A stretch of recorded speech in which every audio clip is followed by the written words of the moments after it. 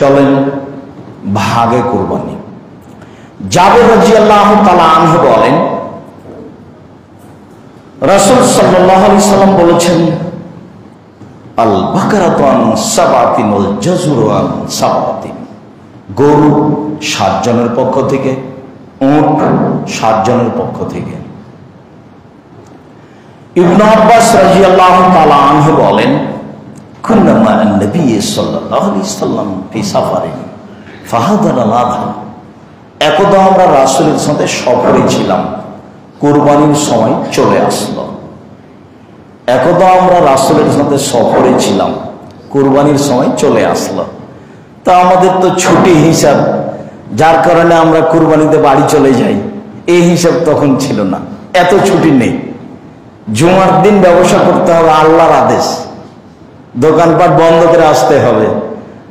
আর শনিবারও office আদালত ব্যবসা বাণিজ্য বন্ধ, এটা বোকামি, এই হিসাব ঠিক নয়। মানে আয়ু উপার্জন খুব শক্ত পদক্ষেপে করতে হবে, বসে থাকার কোনো সুযোগ নেই। হজ করতে গিয়ে টাকা ইনকাম করতে হবে, এটা আল্লাহ বলছেন, কিছু করার নেই। যার জন্য ইন্দোনেশিয়ার লোকেরা উমরা করার পরে টাকা ইনকাম করে, যেভাবে সহজ হয়। পাকিস্তানের লোকেরা উমরা করার পরে যে সময়টা আছে সে সময় টাকা ইনকাম করে, ব্যবসা বাণিজ্য করে, ফুটপাতে ব্যবসা করে, আংটি বিক্রি করছে দাঁড়িয়ে, আপনি নিলেন, এই যে হলো একটা কিছু। এইভাবে দিন দিন সপ্তাহ সপ্তাহ বন্ধ থাকবে, এরকম বোঝা যায় না। সফরে ছিলাম, কোরবানির সময় চলে আসলো, আমরা গরুতে অংশগ্রহণ করলাম 7 জন, আর উটে অংশগ্রহণ করলাম 10 জন। 10 জন, খুব ভালোভাবে মনে রাখতে হবে, জন আর পরিবার এক নয়। যে যতই বলুক, জন আর পরিবার এক নয়। সারা জীবন ভাই 3টা ভিন্ন ভিন্ন খেলাম, কুরবানির সময়তে এসে 3 ভাই মিলে একটা গরু দিলাম, এগুলো হয় না। গোশতের জন্য কুরবানি করতে হবে না, নেকির জন্য করতে হবে। রাসূল সাল্লাল্লাহু আলাইহি সাল্লামকে জিজ্ঞাসা করা হয়েছিল সবচেয়ে উত্তম হজ কোনটা? তো আল্লাহ রাসূল উত্তরে বলেছিলেন, যাতে বেশি কুরবানি আছে, 8টা 10টা আছে, রক্ত প্রবাহিত বেশি যেখানে আছে, আর যেখানে তালবে বেশি আছে, লাব্বাইক আল্লাহুম্মা লাব্বাইক লাব্বাইক লা শারীকা লাকা লাব্বাইক ইন্নাল হামদা ওয়ান নি'মাতা লাকা লা শারীকা। তালবে আপনি কি পড়বেন? ঢাকা বিমানবন্দরে ঢুকে বিমান ছিল 2টার সময়, বিমান 4টায়, গালি দিতে দিতে শেষ হয়ে যাচ্ছে। তালবে বিমান জিদ্দায় নেমেছেন আপনি, তো জিদ্দায় গাড়ি দিতে শেষে 2টায়, 4 ঘন্টা থেকে বসে আছি, গাড়ি নেই, কি তালবে পড়বেন আপনি? বেদাতের তো কোনো শেষ নাই, ঢাকা থেকে তালবে শুরু হয়েছে। তারপর যে টয়লেটে থাকতে দিয়েছে সেই টয়লেটে গিয়ে, যে ঘরে থাকতে দিয়েছে এখানে টয়লেটে পানি উঠে আছে। তখন তো আপনি ঢাকার মানুষ, মেজাজ আপনার কে দেখে, আপনার টয়লেটটা তো খুব সুন্দর ঝকঝকে, শুয়ে থাকা যায়, আর ওখানে উপরে পানি উঠে আছে, আপনি কেমনে সহ্য করবেন? সম্মানিত দিনী ভাই বোন, বলছিলাম কুরবানি 7 জন আর 7 পরিবার এক নয়। মাওলানা আব্দুল্লাহ আল কাফি আল কুরাইশি, অনুমান আজ থেকে নিয়ে 60 থেকে 70 বছর আগে হতে পারে, মাসাইল কুরবানি ফতোয়া মাসাইল বই লিখেছেন, একটা গরুতে 7টা পরিবার অংশগ্রহণ করবে, এরকম হাদিস আমি জানি না। এই কথা মাওলানা আব্দুল্লাহ আল কাফি আল কুরাইশি বলেন। আর আমরা ভাঙাচোরা টুটা ফাটা যে একটু বিদ্যা জানি, তাতে আমরা প্রায় 2007 সাল থেকে তদন্ত চালাচ্ছি। 2007 থেকে এখন 25 চলছে, আমাদের নজরে একটা গরুতে 7টা পরিবার অংশগ্রহণ করবে, এরকম হাদিস পড়েনি। জোর করে কুরবানি দেওয়ার চেষ্টা করিয়েন না, ভুল হিসাব। আর তারপর দেখালেই সে কথা মেনে নিয়ে কুরবানি করতে হবে, কথা ঠিক নয়। একটা পশু একটা পরিবারের পক্ষ থেকে হবে, এটাই ঠিক। একাধিক হাদিস।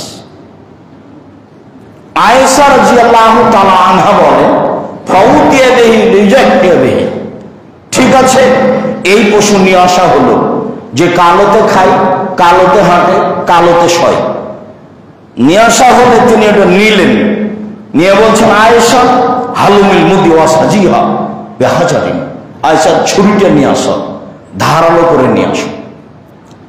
আল্লাহ রাসূল আয়েশার নাম ধরে কথা বলছেন, স্বামীরও নাম ধরে কথা বলা যায়, স্ত্রীর নাম ধরে কথা বলা যায়। আগে চলে গেল বুখারী মুসলিমের হাদিস, স্ত্রী সারা হাজেরা বলছেন ইব্রাহিমকে, ইব্রাহিম কোথায় যাচ্ছেন, ইব্রাহিম কোথায় যাচ্ছেন। তো ইব্রাহিমের মতো পৃথিবীতে এত বড় মানুষের নাম ধরে যদি স্ত্রী বলতে পারেন কথা, তা আপনার স্ত্রী আপনার নাম ধরে কথা বলতে পারে না? তবে আপনার বড় ছেলের নামে বলবে, এটাই ভালো। আবু মোহাম্মদ, মোহাম্মদের পিতা আবু মোহাম্মদ, এদিকে শুনুন। আবু আব্দুল্লাহ, এদিকে শুনুন। আপনিও বলবেন উম্মু আহমদ, আহমদের মা, এদিকে শুনুন। এটা এইভাবে বলা সহজ, নাম ধরে বলতে পারেন। আয়েশা ছুরি ধারালো করে নিয়ে আসে, এই কাজ তো আমাদের দেশে পুরুষে করে, মহিলাকে করতে বলছে। স্ত্রীর নাম ধরে ডাকবেন, রাগ ঝাল করে মাস মাস কাটাইয়েন না, অত অভিমান করিয়েন না, নাহলে বয়সটা এমনি পার হয়ে যাবে। অভিমান থাক, মন খারাপ একটু থাক, তবু কাজ নেন। কাজ না নিয়ে অভিমান থাক, তোকে বলবই না, যা তোর সাথে কথাই বলবো না, যা তোর সাথে কথাই নেই। কতদিন কাটাবেন?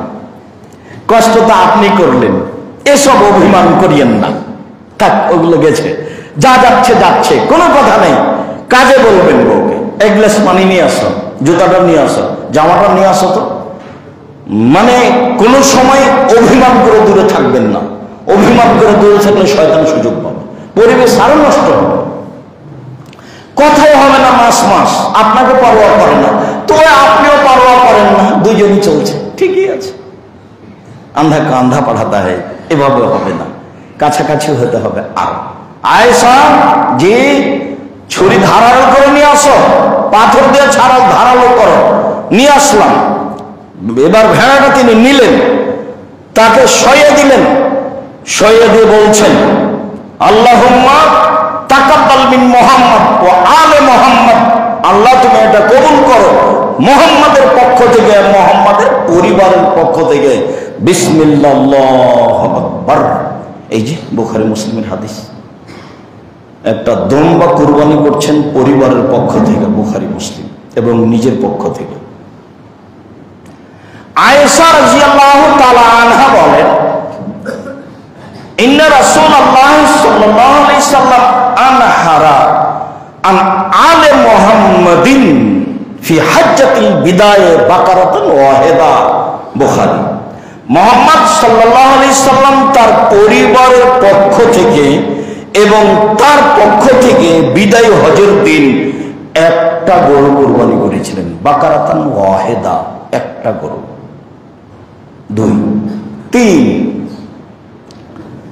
মেখলাত বিন সুলাইম রাদিয়াল্লাহু তাআলা আনহু বলেন যে কুননা ওয়াকুফান মা নবী সাল্লাল্লাহু আলাইহি সাল্লাম বিআরাফা, আমরা আরাফার দিন রাসূলের পাশে দাঁড়িয়েছিলাম আরাফার মাঠে।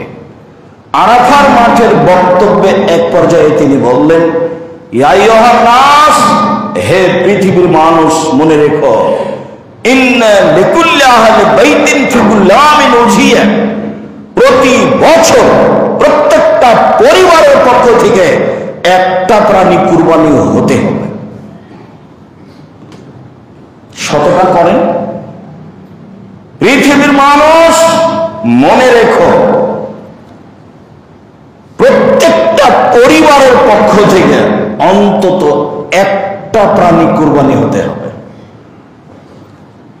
আতা ইবনে ইয়াসির রাদিয়াল্লাহু তাআলা আনহু বলেন, সাআলতু আবু আইয়ুব আল আনসারী, আমি আবু আইয়ুব আনসারী বিশিষ্ট সাহাবীকে বললাম, কাইফা কানাতি যায়া আলা আহদি রাসূলিল্লাহ সাল্লাল্লাহু আলাইহি ওয়াসাল্লাম, রাসূলের যুগে আপনাদের কুরবানি কেমন ছিল একটু বলেন তো।